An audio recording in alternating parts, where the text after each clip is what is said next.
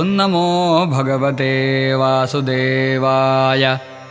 श्रीशुक उवाच वृत्रे हते त्रयो लोका विनाशक्रेण भूरिदा सपालाह्यभवन् सद्यो विज्वरा निर्वृतेन्द्रियाः देवर्षिपितृभूतानि दैत्या देवानुगाः स्वयं प्रतिजग्मुस्वधिष्ण्यानि ब्रह्मेशेन्द्रादयस्ततः राजोवाच इन्द्रस्यानिर्वृतेर्हेतुं श्रोतुमिच्छामि भो मुने येनासन् सुखिनो देवा हरेर्दुःखं कुतोऽभवत्।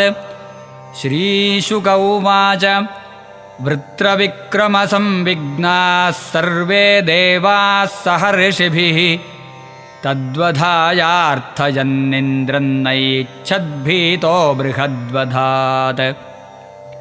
इन्द्र उवाच स्त्रीभूजलद्रुमैरेनो विश्वरूपवधोद्भवम् विभक्तमनुगृह्णद्भिर्वृत्रहत्यां क्वमार्ज्म्यहम्। श्रीशुक उवाच ऋषयस्तदुपाकर्ण्यमहेन्द्रमिदमब्रुवन् याजयिष्याम भद्रन्ते हयमेधेन मास्मभैः हयमेधेन पुरुषं परमात्मानमीश्वरं दृष्ट्वा नारायणं देवं मोक्ष्यसेऽपि जगद्वधात्। ब्रह्मः पितृः गोघ्नो मातृहाचार्यः घवान् श्वादः पुल्कसको वापि शुद्धेरन्यस्य कीर्तनात्। तमश्वमेधेन महामखेन श्रद्धान्वितोऽस्माभिरनुष्ठितेन हत्वापि सब्रह्मचराचरं त्वं न लिप्यसे किं खलनिग्रहेण। श्रीशुक उवाच एवं सञ्चोदितो विप्रैर्मरुत्वा नहनद्रिपुं ब्रह्महत्याहते तस्मिन्नाससादवृषा कपिं तयेन्द्रस्मासहत्तापं निर्वृतिर्नामुमाविशत्।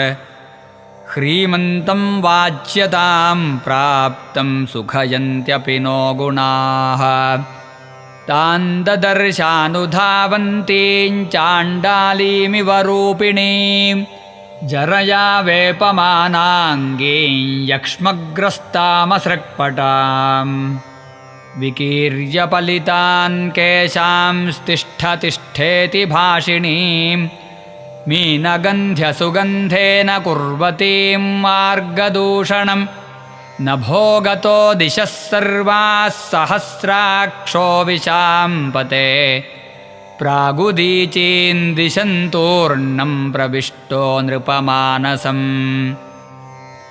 स आवसत्पुष्करनालतन्तो न लब्धभोगो यदिहाग्निदूतः वर्षाणि साहस्रमलक्षितोऽन्तः स चिन्तयन् ब्रह्मवधाद्विमोक्षम्।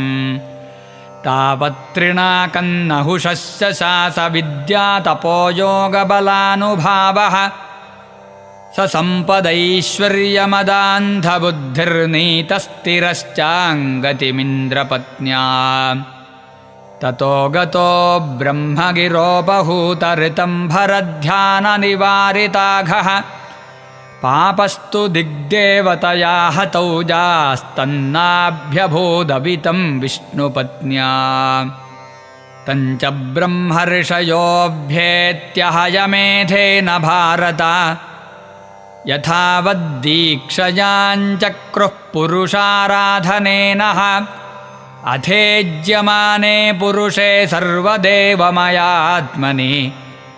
अश्वमेधे महेन्द्रेण वितते ब्रह्मवादिभिः स वै त्वाष्ट्रवधो भूयानपि पापचयो नृप नीतस्तेनैव शून्याय निहार इव भानुना स वाजिमेधेन यथोदितेन वितायमानेन मरीचिमिश्रैः इष्ट्वाधियज्ञं पुरुषं पुराणमिन्द्रो महानास विधूतपापः इदं महाख्यानमशेषपाप्मनां प्रक्षालनं तीर्थपदानुकीर्तनं भक्त्युच्छ्रयं भक्तजनानुवर्णनं महेन्द्रमोक्षं विजयं मरुत्वतः पठेयुराख्यानमिदं सदा बुधाः शृण्वन्त्यथो पर्वणि पर्वणीन्द्रियम् धन्यै यशस्यं निखिलाघमोचनं रिपुञ्जयं स्वस्त्ययनन्तधायुषम् इति श्रीमद्भागवते महापुराणे पारमहंस्यां संहितायां षष्ठस्कन्धे इन्द्रविजयो नाम त्रयोदशोऽध्यायः। सर्वत्र गोविन्दनामसङ्कीर्तनं गोविन्द गोविन्द।